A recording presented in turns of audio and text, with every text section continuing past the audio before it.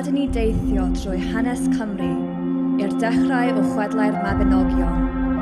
Chwedlau Cymreig enwog canrifoedd oed sydd wedi silio mythau hynaf ym Mhrydain. Casglwyd y straeon o draddodiadau llafar, hanesion o frenhinaeth, a rhamant, tragedi a hiwmor, yn fyw a dirgelwch a hyd a lledrith. Maent yn sôn am amser pan oedd gatiau rhwng y byd go iawn a'r byd arall yn cael ei gadael ar agor o bryd i'w gilydd. Ac weithiau, dim ond weithiau, roedd yn bosibl gamu drwodd.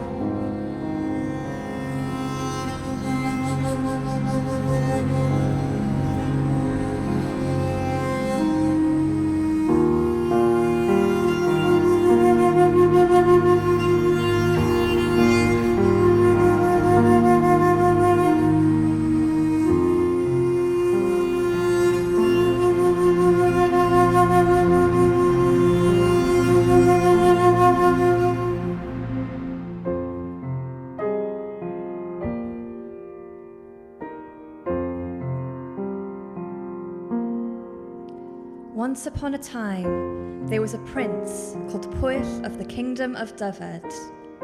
One day, while he was at one of his courts at Arberth, he decided to go hunting in the part of his realm, Glyn Cych. That evening, he set out from Arberth and reached a place called Pen Llwyn Diaroids, and there he remained overnight.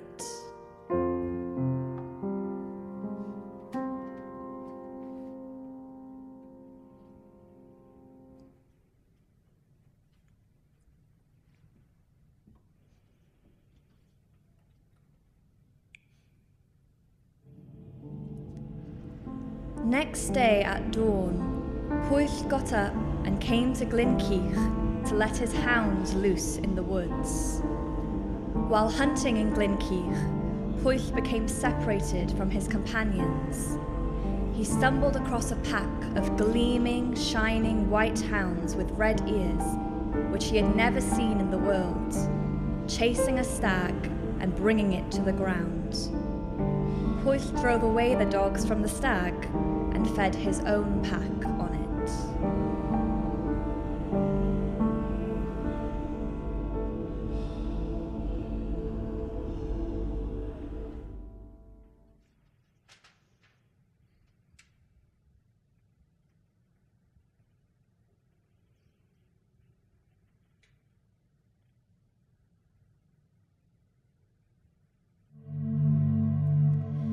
as he was feeding the dogs, he could see a knight coming after the pack on a large, dapple-grey horse with a hunting horn around his neck and wearing hunting clothes of a light grey material. He came up to him and spoke to him. "Sir, I know who you are, but I will not greet you." "Well," said Pwyll, "perhaps you're so noble you don't have to greet me." "God knows," the knight replied, "it's not the level of my rank that prevents me." "What else then, sir?" Pwyll asked. "Between me and God, your own lack of manners and discourtesy." "What discourtesy, sir, have you seen in me?" "I have seen no greater discourtesy in a man," said the knight, "than to drive away the pack that had killed the stag and feed your own pack on it. That was discourtesy. And although I will not take revenge upon you, between me and God, I will bring shame upon you to the value of 100 stags." "Sir," Pwyll replied, "if I have one wrong, I will redeem your friendship." "How will you redeem it?" "According to your rank, but I do not know who you are." "I am a crowned king in the land that I come from." "Lord," said Pwyll, "good day to you, and which land do you come from?" "From the other world," he answered. "I am Araun, king of the other world, Anuvin." "Lord, how shall I win your friendship?" Pwyll asked. Araun answered, "This is how. A man whose kingdom lies next to mine and is forever fighting me, his name is King Havgan. If you will put an end to his enmity, a thing you can easily do, you will win my friendship." "I will do that gladly," said Pwyll. "Tell me how I can do it." "I will. This is how. I will make a firm alliance with you. What I shall do is to put you in my place in Anuvin and give you the most beautiful woman you have ever seen to sleep with you every night. I'll make you look exactly like me, so that no servant nor officer or anyone who has ever met me will guess that I'm not there. Things will remain like this for a year and a day. Then we'll meet again here." "Well and good," Pwyll responded, "but even if I am there until the end of the year, how will I find the man of whom you speak?" Araun answered, "A year from tonight, there is a meeting between him and me at the ford. Be there in my shape, and you must strike him once only. He will not survive it. And although he may ask you to give him another, you must not, however much he begs you, because no matter how many more blows I gave him, the next day he was fighting against me as well as before." "Well and good," said Pwyll, "but what shall I do with my realm?" "I shall arrange that no man or woman in your realm realizes that I am not you, and I will take your place," said Araun. "Gladly, and I will go on my way. Your path will be smooth, and nothing will hinder you until you get to my land, as I will escort you." Araun accompanied Pwyll until he could see the court and the houses where Araun's people lived. "There is the court and the realm under your authority," said Araun. "Make for the court. There is no one there who will not recognize you, and as you observe the service there, you will come to know the custom of the court." Pwyll agreed to trade places with Araun for a year and a day, taking on the Lord's appearance, and takes his place at Araun's court.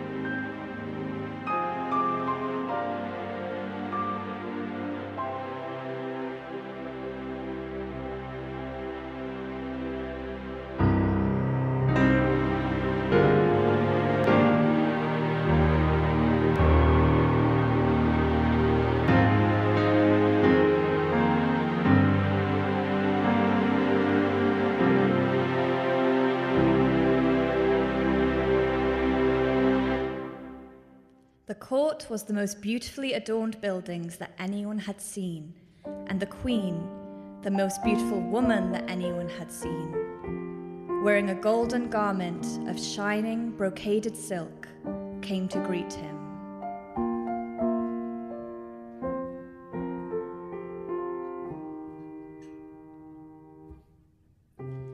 At banquet, he and the queen began to converse. As he conversed with her, he found her to be the most noble woman and the most gracious of disposition and discourse that there ever was. They spent the time eating and drinking, listening to songs. Of all the courts he had seen on earth, that was the court with the most food and drink and golden vessels and royal jewels.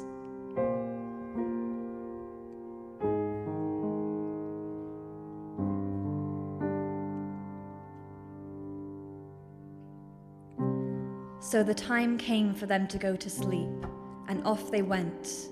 However, as soon as they got into bed, Pwyll turned his face to the edge of the bed and his back to her. Whatever affection existed between them during the day, not a single night until the end of the year was different from the first night.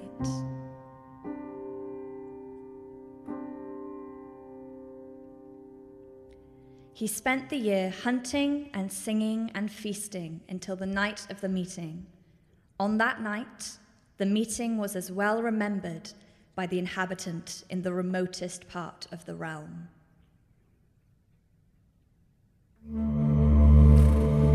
He came to the meeting, accompanied by the noblemen of his realm. As soon as he came to the ford, a knight got up and spoke. Noblemen, listen carefully. This combat is between the two kings. Each one is making a claim against the other regarding land and territory. All of you should stand aside and leave the fighting between them. The two kings approached each other towards the middle of the ford for the fight.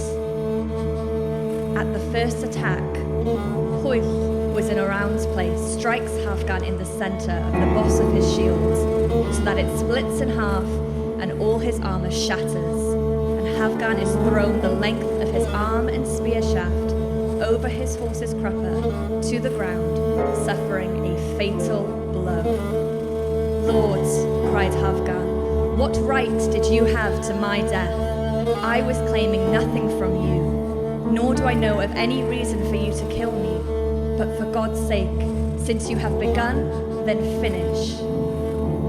Lords, Pwyll replied, I may regret doing what I did to you. Find someone else who will kill you. I will not kill you. My faithful noblemen, said Hafgan, take me away from here. My death is now certain. There is no way I can support you any longer. And my noblemen, said Pwyll, in the place of Araun, take advice and find out who should become subjects of mine.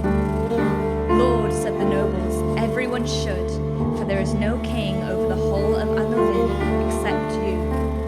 Indeed, Pwyll replied, those who come submissively, it is right to receive them by the power of the sword.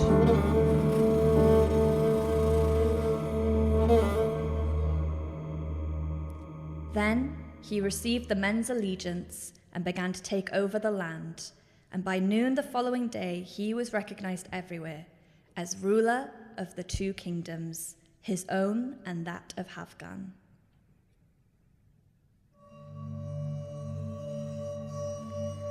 That evening, Pwyll rode to Glynkich to his meeting place with Araun. Indeed, said Araun, may God repay you for your friendship. I've heard about it. Pwyll responded, well, when you yourself return to your country, you will see what I have done for you. What you have done for me, may God repay you for it, said Araun.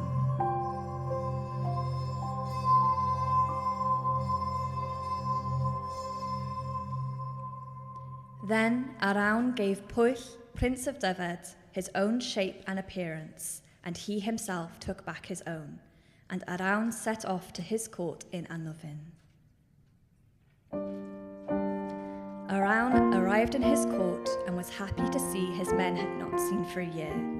They, however, had not missed him, and his arrival was no more of a novelty than before. He spent the day pleasurably, happily sitting and conversing with his wife and noblemen.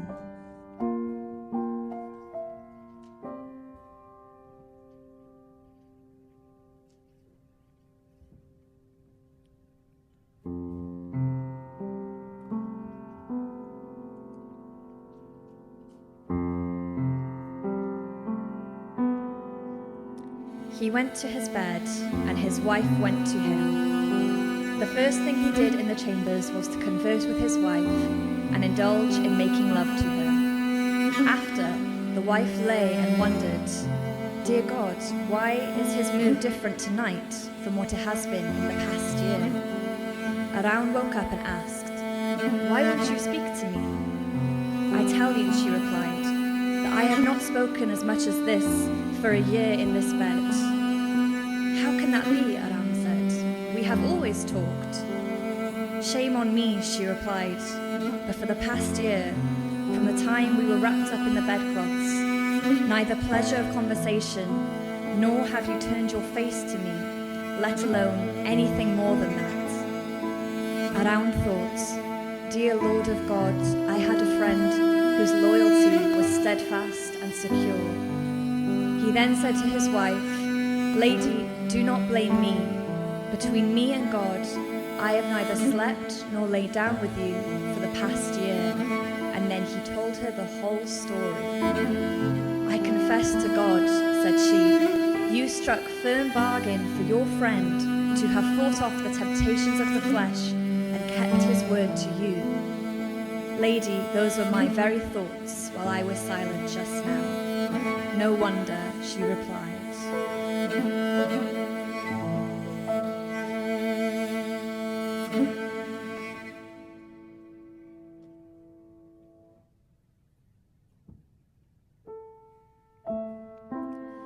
Pwyll, Prince of Dyfed, came to his realm and his land, and he began to question the noblemen of the land as to how he had ruled over them during the past year, compared with how he had ruled before that. "Lord," said they, "never have you been so perceptive. Never have you been such a kind young man. Never have you been so ready to distribute your wealth. Never have you ruled better than during this year." "Between me and God," he replied, "it is right for you to thank the man who was with you. This is the story how it happened." Then Pwyll told them everything. "Well, Lord, thank God for you had that friendship," said they. "And the rule we have had this year, surely you will not take it from us." "I will not, between me and God."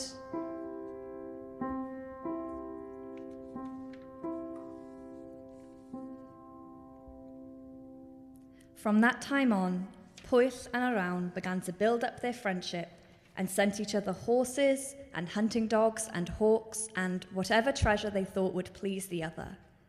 Pwyll had united the two realms through his courage and prowess. The name Pwyll, Prince of Dyfed, fell into disuse, and he was called Pwyll Pen Anufin, the head of Anufin, from then on.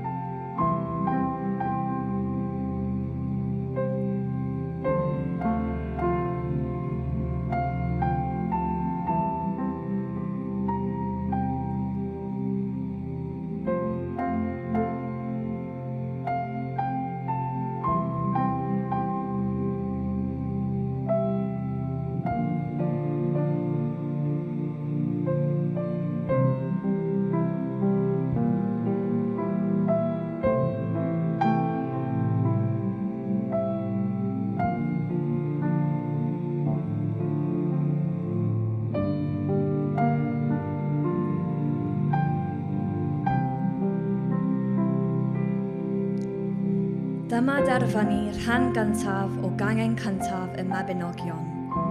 Mae'n amser bellach i ni ddychwelyd i'r byd go iawn. Efallai y byddwch yn chwilfrydig i ymuno ni eto yn y byd arall. I ddarganfod fwy amdano chwedlau arbennig a luniodd Cymru.